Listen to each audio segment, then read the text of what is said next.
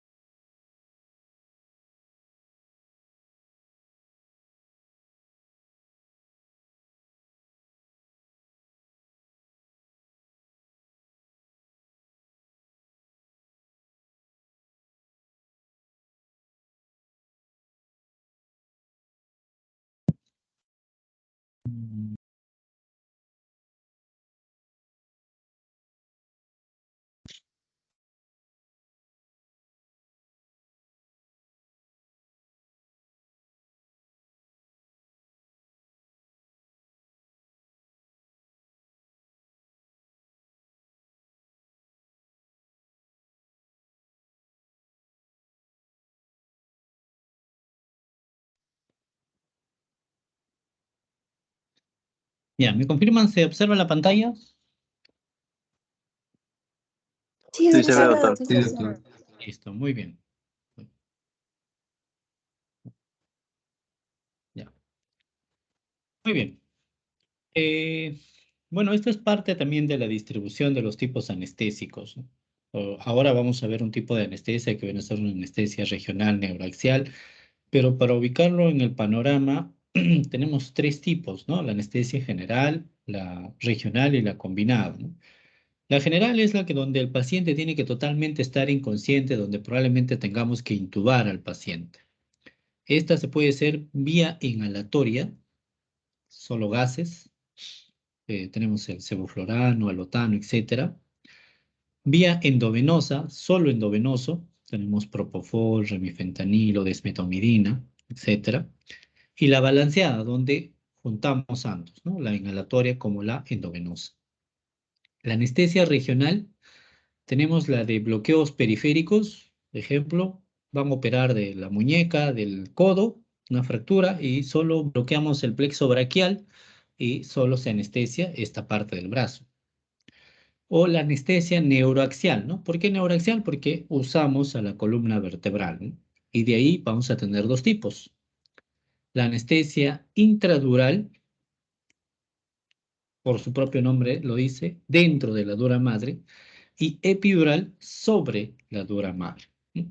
Entonces, dentro de esta anestesia neuroaxial, la intradural, vamos a tener la intradural también tiene otros nombres, que viene a ser la espinal o la raquidia, ¿no? Son lo mismo, solo que son diferentes nombres que se les da. Y la epidural, pues la que ahora nosotros vamos a tomar, ¿no? En cuenta, o la que vamos a tratar ahora.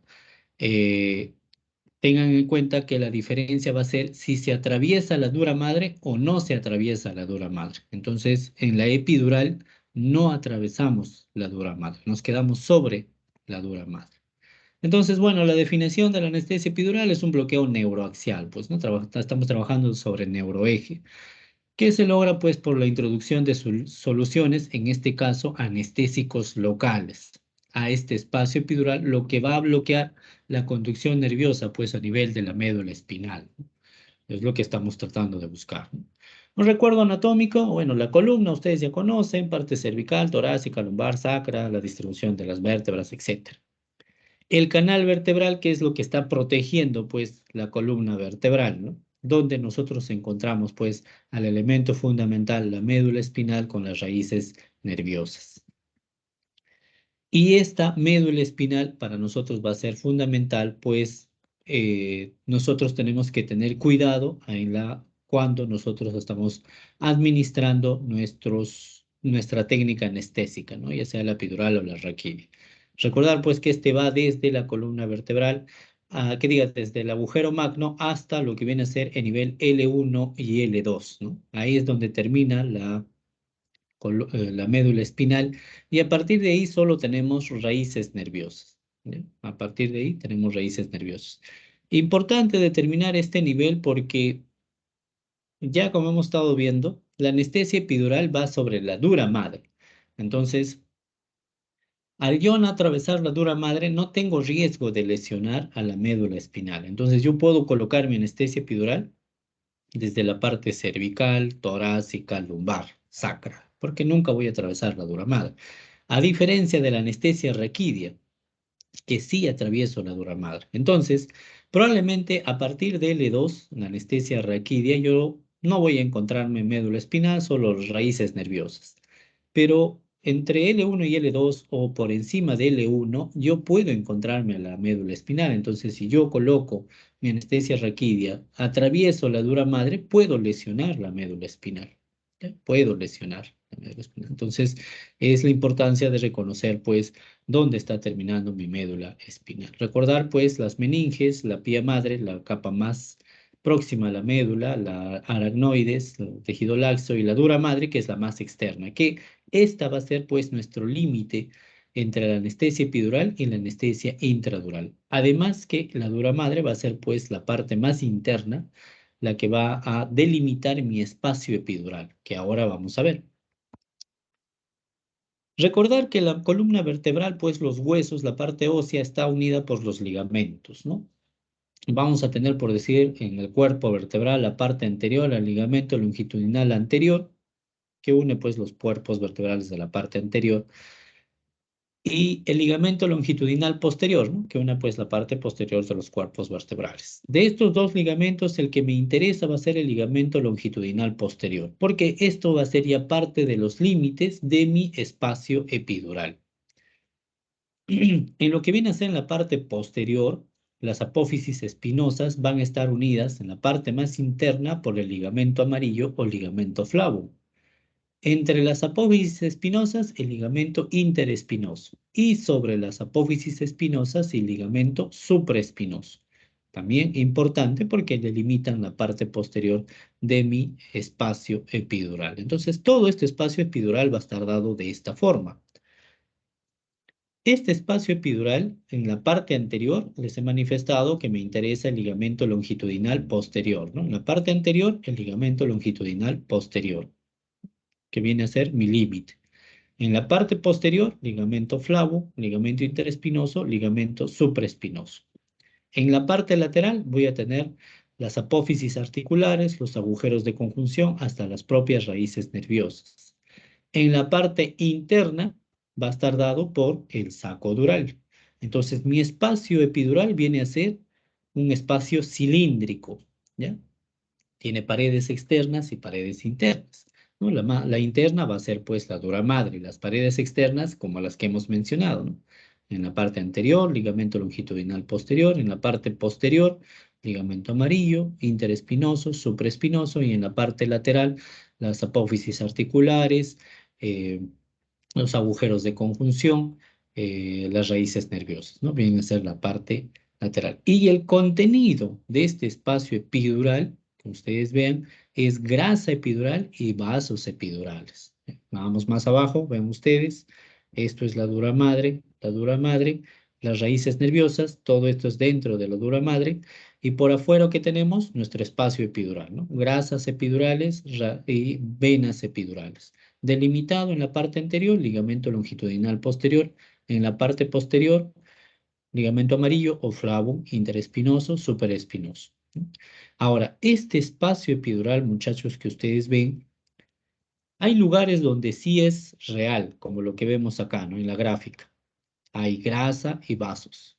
Pero hay espacios donde esta dura madre está tan adosado a este ligamento longitudinal posterior que no se observa. No hay. No quiere decir que no exista, sino que en ese momento es virtual. Está tan adosado estas dos láminas que aparentaran no haber, no existir, pero no, sí existe. Este espacio epidural es muy pequeño, muy pequeño. Es de 2 a 5 o a 6 milímetros. Es un espacio muy pequeño, dependiendo, ¿no? Cervical, torácico o dorsal. Bueno, esto es lo que ya les he manifestado, lo pueden revisar. Les he manifestado esto también. ¿Cuál es el contenido? Grasas, venas y nervios. Existe espacio virtual, como les he dicho, y el diámetro es muy pequeño, ¿no? En la porción cervical, de 1,5 a 2 milímetros. Es muy estrecho este espacio epidural a nivel cervical. A nivel torácico, 3 a 5 milímetros, también es estrecho, ¿no? Y a nivel lumbar es donde el espacio es más grande, ¿no? De 5 a 6 milímetros, ¿no? Y es por eso que generalmente la anestesia epidural lo usamos a nivel lumbar, pero no quiere decir que no lo podamos usar a nivel torácico y a nivel cervical. Sí, también lo usamos a nivel torácico y a nivel cervical. Veamos ustedes en una resonancia cómo observamos a nuestro espacio epidural. Vean acá en un corte transversal, vemos estos dos puntitos, es el espacio epidural, ¿no? Es la grasa epidural. Acá también este puntito y este puntito por acá. Veamos que pareciera que no existiera conexión, es que no es que no exista, sino que está tan adosado la dura madre a estos ligamentos que no se observan. Entonces, pero no quiere decir que no exista, sino es virtual. En la parte anterior también vean, el ligamento longitudinal posterior con la dura madre está tan adosado que aparentara que no exista, ¿no? Pero que sí, sí existe. Ahora, si nosotros vemos en este corte, un corte longitudinal, vean ustedes a la dura madre, se logra ver tenuemente acá a la médula espinal y vean ustedes la parte anterior, ¿no? Acá está el saco dural adosado a lo que viene a ser ligamento longitudinal posterior. Aparentara que no exista, pero sí existe, es un espacio virtual. En la parte posterior sí se nota claramente, ¿no? La dura madre, este es el ligamento amarillo, ligamento interespinoso supraespinoso, ¿no? Y acá tenemos al espacio epidural. Esta es la parte torácica, ¿no? Ven ustedes, esta es la grasa epidural, este es el espacio epidural que se comunica. Veamos a la parte lumbar, ¿no? Es la parte más notoria, más grande, miren ustedes, de 5 a 6 milímetros, ¿no? Este es nuestro espacio epidural. En la parte anterior aparentara no existir, pero ustedes vean acá más abajo, tenemos la dura madre y tenemos acá el ligamento longitudinal posterior. ¿Qué encontramos? Lo que viene a ser la grasa epidural, que es el espacio epidural. Entonces, cuando nosotros coloquemos nuestros anestésicos, venimos por acá y nos quedamos acá en la anestesia epidural. Lo mismo acá, entramos por acá y nos quedamos acá en el espacio epidural. Muy bien. Estos vienen a ser los reparos anatómicos que tenemos que atravesar para llegar al espacio epidural. Piel, tejido celular subcutáneo, ligamento supraespinoso, ligamento interespinoso, ligamento amarillo, ligamento flavum, y atravesando esto llegamos a este espacio epidural. Contenido, grasa y venas epidurales. Y bueno, las raíces nerviosas. Luego tenemos acá la dura madre que ya nos delimita lo que viene a ser el espacio intradural. En una gráfica, ¿cómo ingreso con mi aguja? Vean ustedes, estoy ingresando con mi aguja, ligamento supraespinoso, interespinoso, ligamento amarillo. Y me quedo acá, en este espacio epidural. Que bueno, acá gráficamente lo hacen como si fuera grande, pues, ¿no? Un espacio bien grande. Si nosotros vemos la médula espinal, probablemente este sea L1 y este L2, porque es ahí, a ese nivel donde termina la médula espinal. ¿Ok? Vean ustedes la aguja, tiene una característica que lo vamos a mencionar ahora, que tiene punta roma. ¿Por qué? Para evitar romper la dura madre, ¿ya? Y no hacerlo intradural. Vean ustedes, nuestra aguja ha atravesado todos estos ligamentos y se está quedando en este espacio epidural. Acá empiezo a colocar mis anestésicos, vean ustedes, estos anestésicos que van a empezar a bañar acá las raíces nerviosas, ¿no? Y va a irse para acá también, raíces nerviosas. Y van a bañar pues a estos nervios ahí, y producir pues el efecto de la anestesia epidural. Una imagen un poco más real, nuestra aguja de epidural es grande, es un calibre 17 Gauss. Por esta aguja podemos atravesar nuestro catéter epidural. Miren ustedes, esto es un catéter epidural, viene a ser plástico que podemos dejar, ¿no? En cirugías prolongadas de 6 a 8 horas y no voy a estar cada 2 horas volviéndole a colocar la anestesia epidural, ¿no? Los anestésicos locales duran a lo mucho 2, 3 horas. Entonces, una vez que acabe, no voy a volverlo a poner posición para colocar la anestesia epidural, sino dejo un catéter epidural y por ahí puedo volver a colocar, ¿no? Ligamento supraespinoso, ligamento interespinoso, ligamento amarillo, atravieso y ahí me quedo, ¿no? En el espacio epidural. Esto es la dura madre, ¿ok? Tenemos contenido, grasa y vasos epidurales. Acá, bueno, es solamente para ver una diferencia, vean ustedes, hay una aguja bien delgada que está llegando, está atravesando, ¿no? Esta es la aguja raquidia, ya ese es un calibre 27 Gauss, es bien delgadito, ¿ya? ¿Por por qué es bien delgado? Porque la dura madre, muchachos, no tiene capacidad regenerativa. Es decir, si yo hago un agujero en la dura madre, es como a un papel, ¿no? Ustedes lo hacen agujero, ese agujero queda, ¿no? No se va a reparar solo. Es lo mismo que ocurre en la dura madre. Si yo rompo la dura madre, queda un agujero en la dura madre. Recuerden ustedes que dentro de la dura madre, pues están la médula, las raíces nerviosas y el líquido cefalorraquídeo, ¿no? Cuando yo llego con mi aguja raquídea y rompo la dura madre, yo para estar seguro de que estoy a nivel raquídeo o intradural, tiene que salir líquido cefalorraquídeo, ¿no? En el caso de mi anestesia epidural, de mi aguja epidural, yo para confirmar que estoy en el espacio epidural, pues no me debe salir líquido cefalorraquídeo, ¿no? Porque si me sale líquido cefalorraquídeo es que he roto la dura madre, ¿no? Entonces ahí está mal, ¿no? En mi anestesia epidural no debo atravesar la dura madre, por ende no me debe salir líquido cefalorraquídeo. Este espacio epidural tiene presiones negativas. Entonces, cuando yo coloque mi aguja epidural, lo que yo busco es esta presión negativa dentro de del espacio epidural, pues, ¿no? ¿Ya? Esta gráfica también me sirve para hacerles ver complicaciones que yo voy a tener cuando uso la anestesia epidural, ¿no? Complicaciones potenciales, ¿no? Uno, uno es de que rompa la dura madre, muchachos, ¿no? Rompo la dura madre, están viendo que es una aguja grande, rompo la dura madre, me empieza a salir líquido cefalorraquídeo por la aguja epidural, ¿no? Entonces dije, ya rompí la dura madre, ¿no? ¿Qué pasa si que, por decir, estoy ingresando con mi aguja epidural y se tapa la puntita, ¿no? Con ligamentos, grasita, lo que sea, ¿no? Rompo la dura madre y no me percato de eso. Y veo que no me sale líquido cefalorraquídeo. Entonces yo pienso que estoy en espacio epidural, ¿no? Porque ya llegué, dije, siento que estoy por ahí, ¿no? En ese momento empiezo a colocar mis anestésicos locales, pero no estoy colocando a nivel epidural, sino estoy colocando a nivel raquídeo, intradural. Otra diferencia entre la anestesia epidural y la anestesia raquídea es de que a nivel epidural yo coloco gran cantidad de volumen, ya de anestésicos. Coloco aproximadamente 20 centímetros cúbicos de anestésicos. A nivel intradural, a lo mucho que coloco son 5 centímetros cúbicos, a lo mucho. Entonces es una gran diferencia.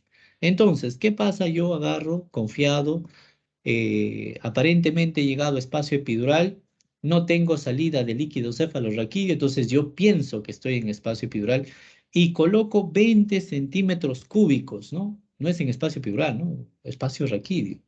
Entonces, todos esos anestésicos pues van a ascender, ¿no? Ascienden y llegan al cerebro.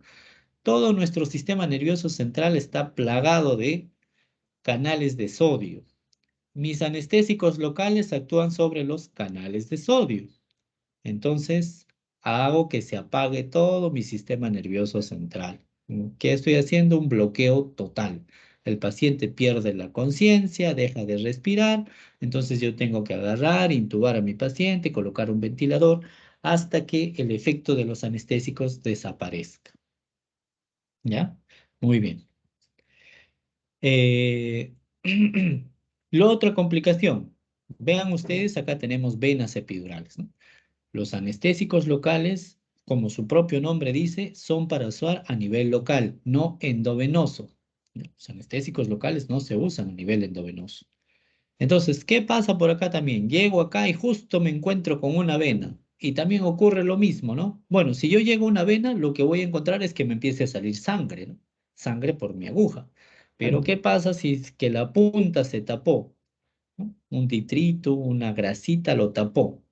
Llego, pienso que estoy en espacio epidural, no tengo salida de líquido cefalorraquídeo, no tengo salida de sangre, entonces, yo estoy en espacio epidural. Le pongo mis anestésicos locales, ¿no? Les he dicho que anestésicos locales no van a la vena. En este caso le estoy colocando a la vena. Es como estar colocándole una vena periférica, ¿no? Le coloco 20 centímetros cúbicos. Entonces, todos esos anestésicos locales se van a ir a los órganos ricos en canales de sodio. Pues una parte se va a ir al sistema nervioso central y otro se va a ir al corazón, pues, ¿no? El corazón tiene gran cantidad de canales de sodio. El sistema nervioso central, el paciente empieza a convulsionar. Ya tengo que ponerle su benzodiazepina e intubarlo. En el corazón, ¿qué va a producir? Que el corazón se pare, un paro cardíaco, ¿no? Entonces tengo que iniciar maniobras de reanimación, masaje cardíaco, etcétera, reanimar a mi paciente porque mis anestésicos locales llegaron al corazón e hicieron un bloqueo pues de los canales de sodio, ¿no? Entonces, son complicaciones, muchachos, que yo puedo presentar en la colocación de este tipo de anestesia, ¿ya? Y que siempre nosotros debemos tener cuidado. Complicaciones menos letales, ¿no? No complicaciones que no matan. Otro, coloco la aguja epidural, rompo la dura madre, me percato que rompí, bueno, entonces dije, ya le voy a colocar más arribita, coloco los anestésicos, muy bien, la operaron. Como este agujero no se va a cerrar, empieza a haber pérdida de líquido cefalorraquídeo, ¿no? Y ustedes saben que el líquido cefalorraquídeo, muchachos, es un amortiguador del cerebro, ¿no? Entonces empieza a perderse el líquido cefalorraquídeo, empieza a haber tracción de las meninges, el paciente empieza a tener dolor de cabeza. Eso se denomina cefalea postpunción dural, ¿no? Porque, bueno, rompí la dura madre, hay pérdida de líquido cefalorraquídeo y al paciente le empieza a doler la cabeza por esa pérdida. Cuando se manifiesta, no inmediatamente, sino a las 24, 48 horas de haber perforado la dura madre. Muy bien. La técnica anestésica, todo paciente debe estar monitorizado. ¿Por qué? Para evaluar todo lo que está ocurriendo cuando coloco los anestésicos. Debo tener un acceso vascular, ¿no? Porque si el paciente hace paro, ¿por dónde voy a colocar mis medicamentos? Debo manejar la vía aérea, ¿no? El paciente empieza a convulsionar, pierde la conciencia, tengo que intubar a este paciente. La medicación que es necesaria. Dentro de los materiales, probablemente lo que ustedes conocen son estos, ¿no? La jeringa de plástico, las agujitas, eso probablemente ustedes conozcan. Lo que sí no van a conocer va a ser esto, es una jeringa de baja resistencia. Característica es de que el émbolo que discurre por la jeringa es muy fácil, ¿no? Si ustedes han usado pues alguna vez esta jeringa, cuando se discurre por la pared es un poco duro, ¿no?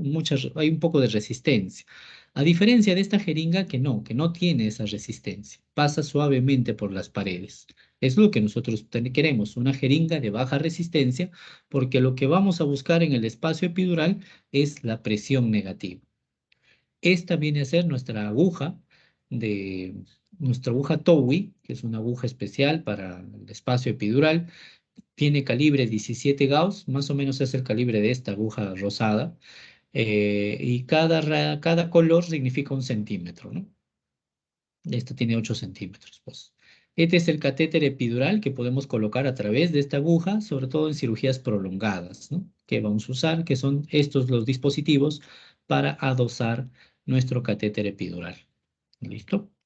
Les manifestaba, la aguja epidural es la TOWI, especial porque tiene una punta roma, ¿no? Sobre todo para evitar romper la dura madre.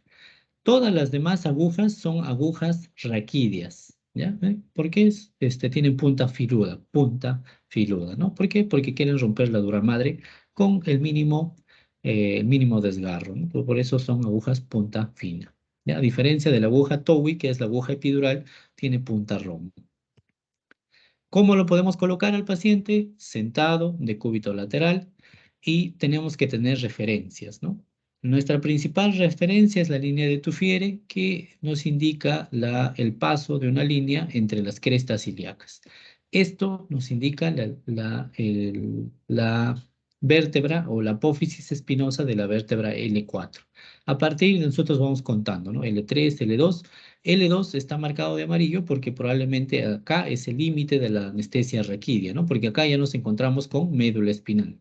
De ahí, la parte inferior de las escápulas, el ángulo, tenemos a nivel de T7, ¿no? Nos indica T7.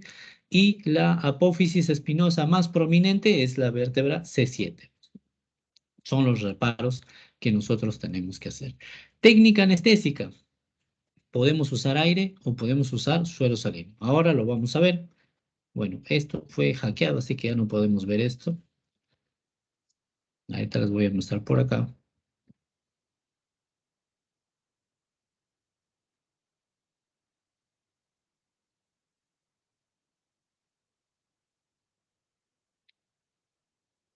Listo, ¿se ve la imagen, muchachos? Por favor, confírmenme.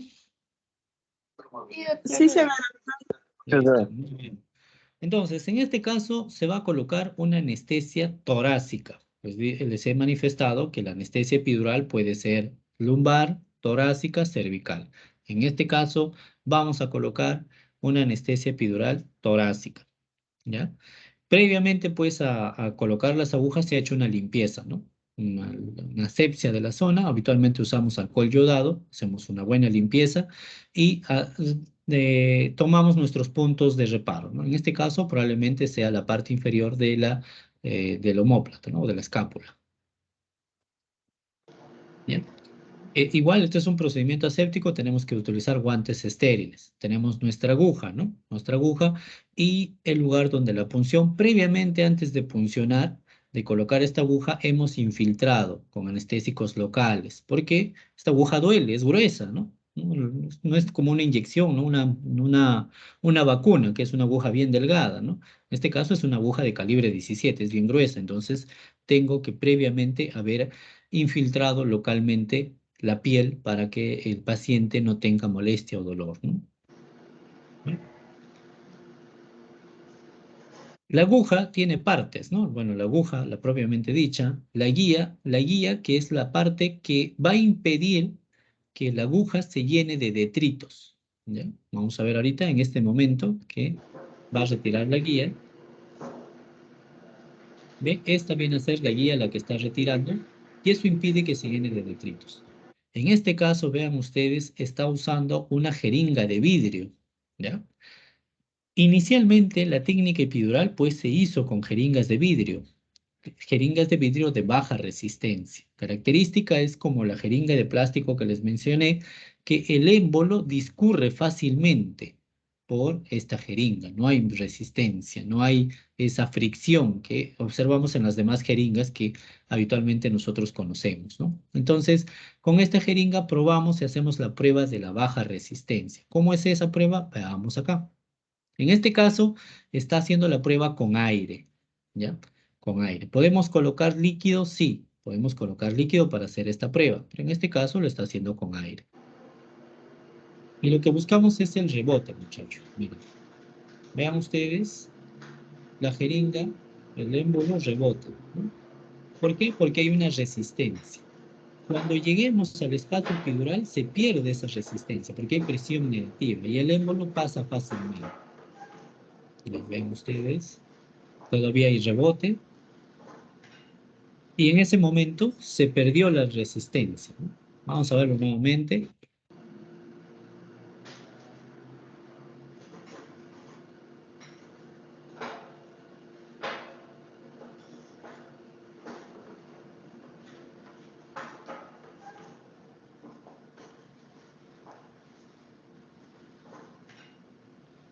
Y en ese momento ven ustedes cómo abruptamente se pierde la resistencia, porque he llegado a ese espacio epidural. A partir de ese momento, solo la prueba hago con un poquito de aire nada más y de ahí ya coloco mis anestésicos, ¿no? Como en este caso, por decir, ya están colocando con la otra jeringa, ¿no? Ya no es necesario usar la jeringa de baja resistencia. Colocamos los anestésicos en este tipo de paciente, ¿ok? ¿Alguna pregunta con esto?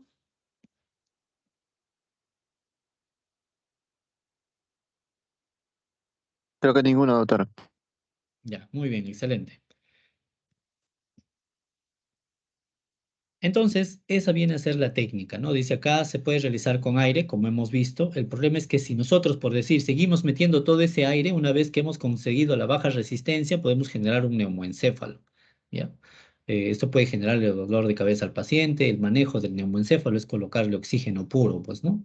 Para que esa burbuja, absorba ese oxígeno y, desaparezca, pues, ¿no? O lo más frecuente es con suero salino, ¿no? Suero fisiológico, lo que nosotros usamos.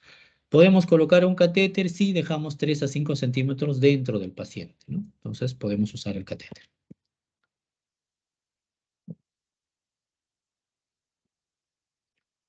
Ahora, una vez que ya colocamos los anestésicos, ¿qué es lo que nosotros vamos a buscar? Pues el bloqueo nervioso, ¿no? De las fibras nerviosas que nosotros estamos teniendo, de las raíces nerviosas. ¿Cómo se va a bloquear esto? Va a depender del tamaño del nervio, el área de superficie, el grado de mielinización que tenga nuestras raíces nerviosas. Y ustedes van a recordarse que tenemos tres tipos de fibras, ¿no? Las fibras A, las fibras B y las fibras C, ¿no? Las fibras A tenemos cuatro tipos: alfa, beta, gamma y delta. Las fibras B y las fibras C. Las fibras A generalmente están encargadas de la parte motora propioceptiva. Son fibras gruesas, de alta conducción, tienen harta mielina, ¿no? Eh, Como tienen alta mielina y son gruesas, el efecto de nuestros anestésicos demora. No quiere decir que no se bloquee, sí se bloquea, pero va a demorar en hacer efecto sobre estos. Dentro de estas, las fibras A, nos interesa las fibras A delta, ¿no? ¿Por qué? Porque estas llevan el dolor agudo. El dolor agudo es el cual ustedes, por decir, identifican, ¿no? Se cortan y en ese momento sienten el dolor en esa parte donde se han cortado ustedes. Estas están transmitidas por las fibras A delta, ¿no? Que es el dolor agudo. Luego tenemos las fibras B, que son fibras preganglionares autónomas del sistema autónomo, sobre todo del sistema simpático. ¿Tienen mielina? Sí. Y bueno, su diámetro ya viene a ser más pequeño, ¿no? En cambio, las fibras C, que está dado por el sistema autónomo, en este caso postganglionar, y se encargan también del dolor difuso, ¿no? ¿Cuál es el dolor difuso? Dolor agudo, ustedes se cortan y en ese momento sienten dolor en el lugar del corte. Va pasando los minutos, ustedes sienten un ardor en ese corte. Eso viene a ser el dolor difuso, profundo, ¿no? Que está transmitido por las fibras C. Estas no tienen mielina y su tamaño es poco. Entonces, cuando nosotros colocamos nuestros anestésicos, estos van a actuar directamente sobre las fibras que no tengan mielina. ¿Cuáles? Las fibras C. Y tengan poco tamaño. Entonces, luego van progresando, van bloqueando a las fibras que tienen mielina, pero son más delgadas, y luego van progresando a las fibras que tienen mielina, pero son un poco más gruesas. Entonces, todo esto va demorando en el bloqueo. No quiere decir que yo coloco el anestésico e inmediatamente todas estas fibras son bloqueadas. No. Primero serán bloqueadas estas fibras C. Estas se encargan de lo que viene a ser el sistema autónomo, del sistema simpático. Entonces, yo bloqueo inicialmente el sistema simpático, entonces produzco una vasodilatación. Y el paciente, como mecanismo de defensa o de reflejo a una vasodilatación, empieza a hacer taquicardia. Entonces, probablemente lo que yo primero vea en un paciente que ha hecho el bloqueo epidural va a ser una taquicardia.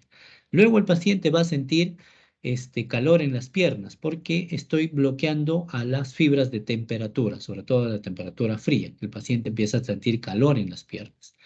De ahí, pasado cierto tiempo, aproximadamente 10, 15 minutos, el paciente decía en ese momento me va a decir: doctor, no puedo mover las piernas, porque decían he llegado a bloquear el sistema motor. ¿Ya? Muchos de los pacientes se desesperan, ¿no? Y coloco la anestesia, los echo y empieza el paciente: doctor, yo siento todo. Sí, señor, todavía va a sentir todo. La anestesia va a tomar sus 10, 15 minutos para que usted no siente absolutamente nada. Pasa 10 minutos y el paciente se preocupa, dice: doctor, ¿puedo mover las piernas? Le digo: sí, señor, no se preocupe todavía. El bloqueo motor va a ser uno de los últimos bloqueos de la anestésicos, ¿no? Pasa media hora y el paciente ahora ya no se preocupa porque siente todo, pueda mover. Ahora se preocupa porque ya no puede mover las piernas. Dice: doctor, no puedo mover mis piernas. Señor, eso es la idea de la anestesia, que usted no pueda mover, pues no. Uno no va a sentir y como efecto colateral bloqueamos el sistema motor y usted no va a tener movilidad de las piernas. Esto va a durar aproximadamente 2, 3 horas, lo que dura el anestésico. Luego usted va a recuperar la función del movimiento de sus piernas, porque muchos de los pacientes se desesperan. Entonces, la secuencia del bloqueo es: primero el bloqueo vasomotor, luego el bloqueo de conducción de frío, el paciente tiene calor, pérdida de la discriminación de temperatura, luego pérdida del dolor, ¿no? Empiezan a moverlos, digamos, es una fractura de tobillo. El paciente no podía mover la pierna porque le dolía intensamente. Una vez que ya pasaron 10 minutos, al paciente le empiezan a lavar, ¿no? Empiezan a hacer la limpieza del área quirúrgica. y el paciente ya no siente dolor, ¿no? Le levantan la pierna, le hacen caer, lo voltean, etcétera. El paciente está feliz porque ya no siente dolor.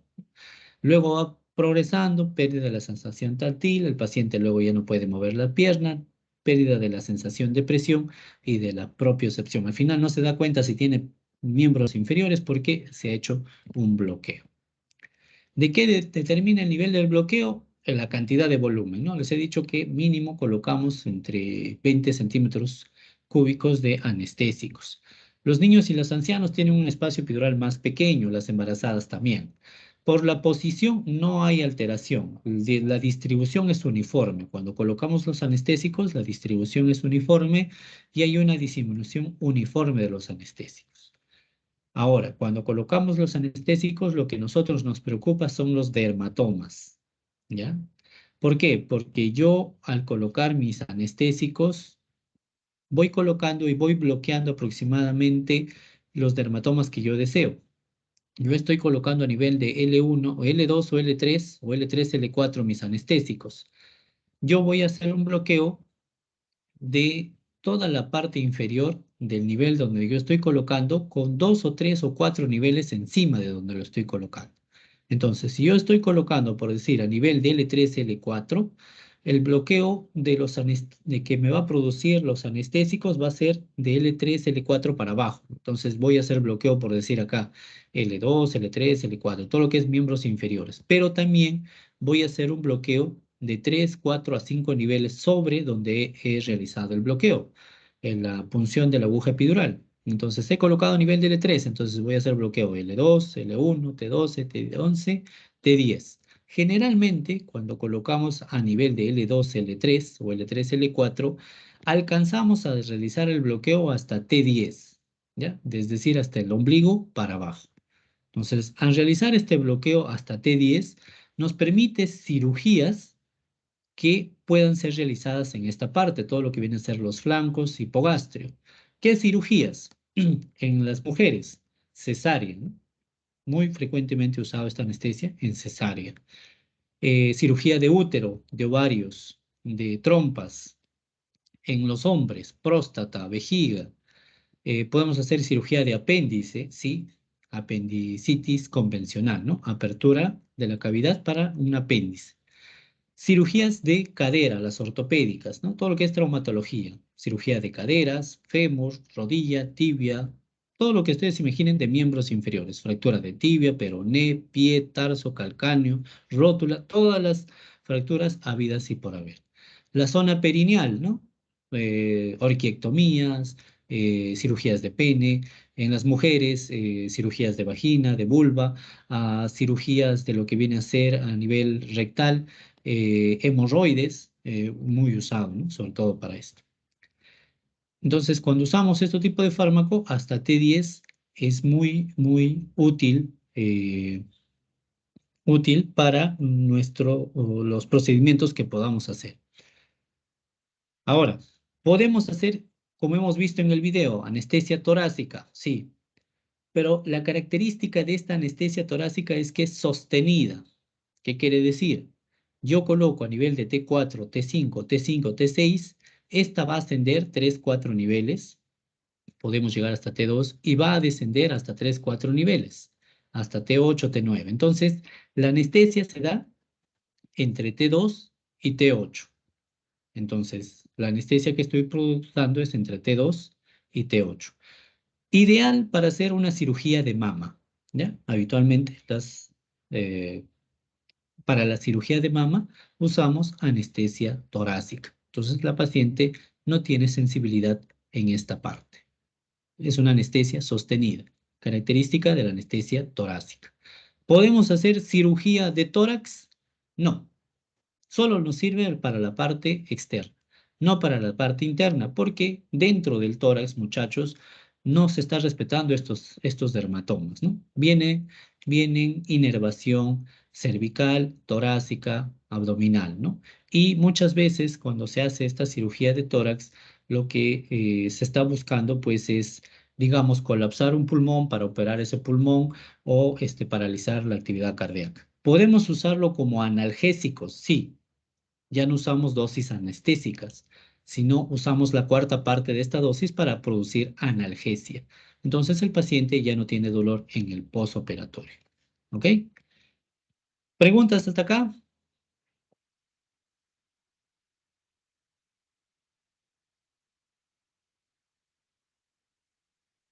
Doctor, Dime. mencionó que, sí, mencionó que para ingresar lo que es la jeringa de baja resistencia, ¿no?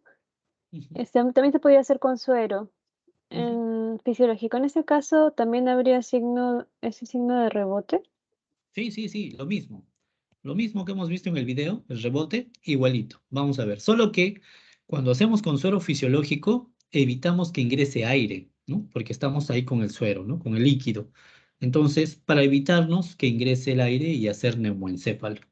Entonces, usamos la combinación líquido-aire.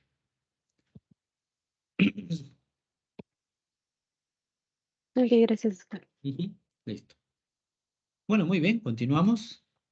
Entonces, ¿qué efectos produce la anestesia epidural, no? Bueno, vamos a ver que uno de los efectos que nosotros queremos es que no tenga sensibilidad del paciente, ¿no? Eso es lo que queremos para que pueda ser operado tranquilamente el paciente.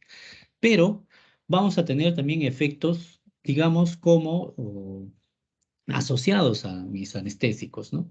Hemos dicho que vamos a bloquear el sistema simpático, entonces yo voy a tener una vasodilatación. Ahora, a medida que me voy acercando a nivel de T4, puedo tener un bloqueo simpático alto. ¿Ya? Entonces, si tengo un bloqueo simpático alto, voy a producir una mayor cantidad de vasodilatación y voy a tener efectos cardiovasculares más marcados, ¿no? Miren ustedes, si y mi bloqueo es por debajo de T4, como lo hacemos a nivel lumbar, va a haber una pérdida del tono vasomotor por bloqueo simpático, vasodilatación. ¿Quién va a quedar solo? El sistema parasimpático, entonces aumento del tono vagal, ¿no? Por la vasodilatación hay una disminución de la presión, pues, ¿no? Pero si hago el bloqueo por encima de T4, por decir con una anestesia torácica, el bloqueo simpático es alto, puede existir una hipotensión profunda, ¿no? Una mayor hipotensión porque estoy produciendo mayor cantidad de vasodilatación y puedo hacer un bloqueo simpático esplácnico. El paciente puede tener náuseas, vómitos, ¿ya? A nivel respiratorio, cuando hago la anestesia epidural puedo tener una disminución del volumen y capacidad vital. Sobre todo esto relacionado pues con el bloqueo de los músculos de la expiración forzada. A nivel gastrointestinal, al hacer un bloqueo simpático quedan las fibras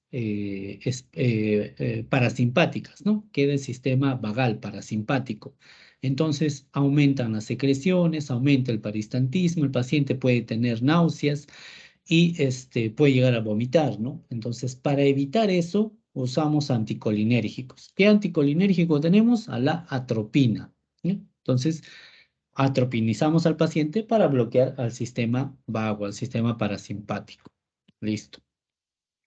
A nivel genitourinario, al colocar a nivel lumbar, se va a paralizar pues toda esa parte de las raíces nerviosas, de la parte de los dermatomas.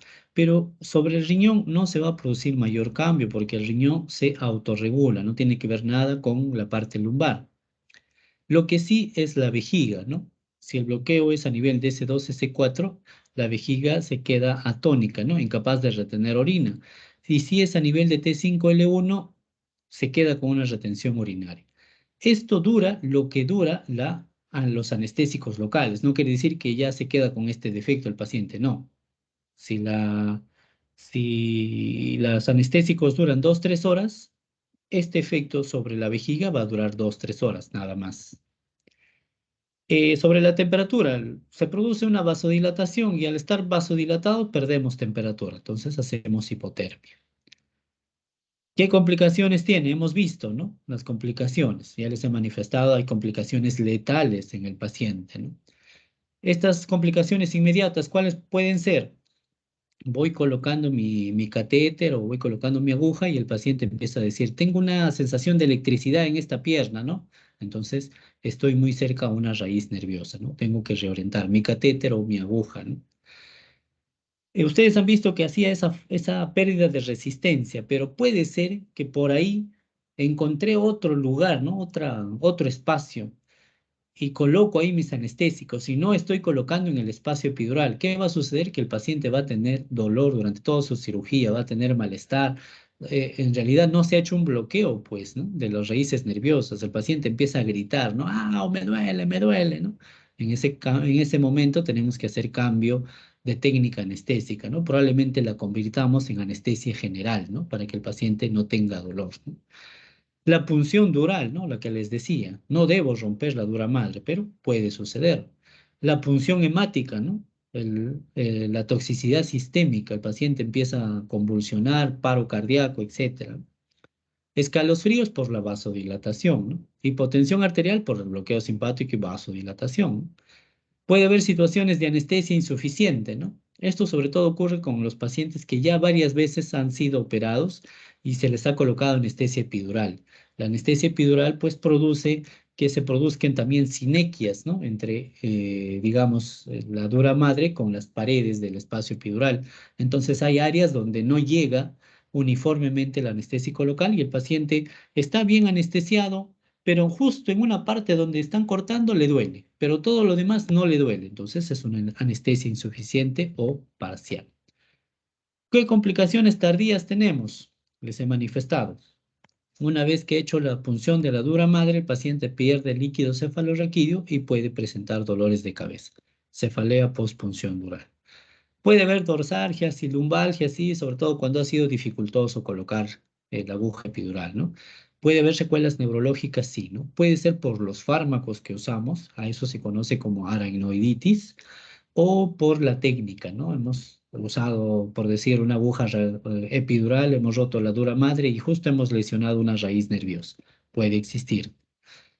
Contraindicaciones, muchachos, absolutas.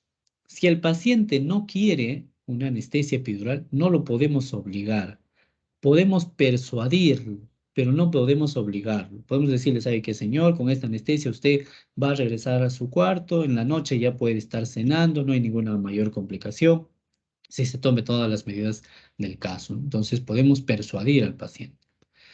Coagulación inadecuada.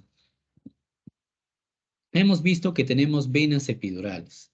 Si esas venas epidurales se rompen y el paciente está con un trastorno de coagulación, que está con plaquetopenia, va a seguir sangrando, sangrando, sangrando, no va a formar un coágulo.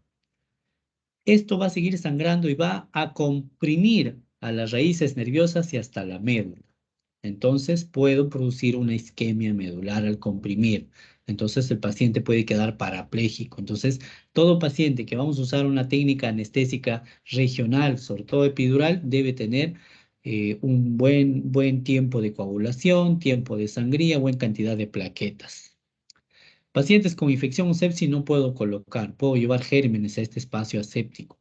Pacientes hipovolémicos, chocados, no les voy a colocar una anestesia epidural. La anestesia epidural produce vasodilatación y si este paciente ya está chocado, voy a producir más vasodilatación, entonces no puedo usar. Pacientes con enfermedades cardíacas dependientes de volumen, estenosis aórtica, estenosis mitral, no puedo usar anestesia epidural porque los vasodilata y disminuyo la precarga, no puedo usar. Pacientes con presiones intracraneanas elevadas, tampoco. ¿Por qué? Porque esta presión elevada intracraneana se transmite a todo mi sistema nervioso central y periférico. Entonces voy a estar con mi médula espinal, con mi dura madre muy tensa, ¿no? Entonces puedo yo romper la dura madre y todo ese líquido cefalorraquídeo va a salir a presión y el cerebro se puede enclavar. Contraindicaciones relativas. Si un paciente ha sido operado de columna, podemos colocar anestesia epidural, no es contraindicación.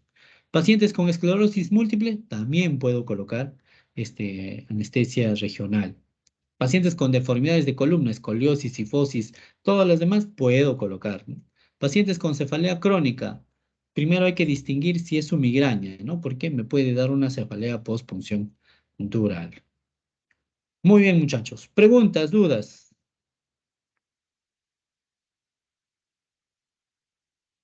Doctor, yo había leído acerca de la función inadvertida de la dura madre y advertida, no sé cuál es la diferencia, creo que es una complicación.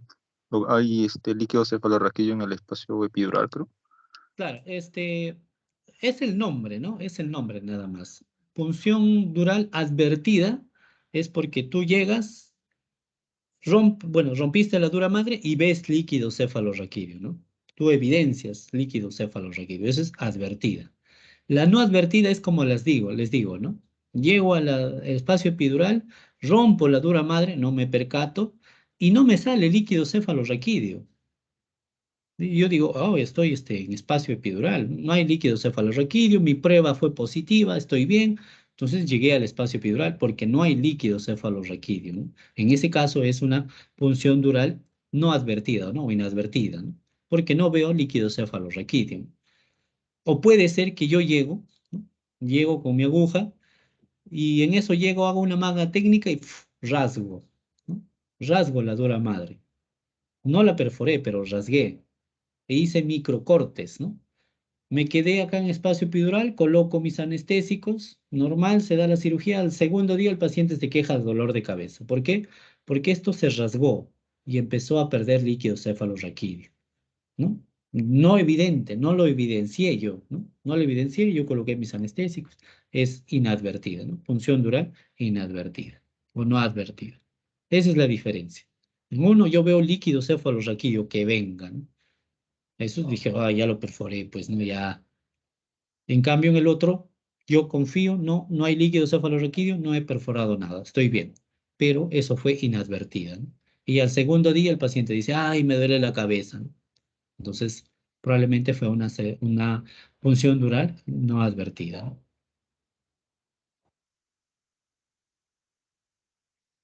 Gracias, doctor. ¿Listo? Muy bien. ¿Preguntas?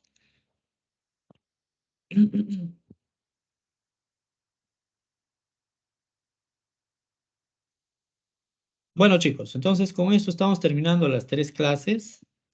Por ahí ya vi nuestro rol ah, del seminario que la autora me ha programado en martes, lunes, martes, a las 11, ¿ya? Bueno, martes. Bueno, mm, ya el día martes a las 11, pues ya 11, 12, 12 a 1. Listo. Ya nos vemos el día martes, por favor, a los chicos que les toque hacer hemotransfusión y hemoterapia, hagan una buena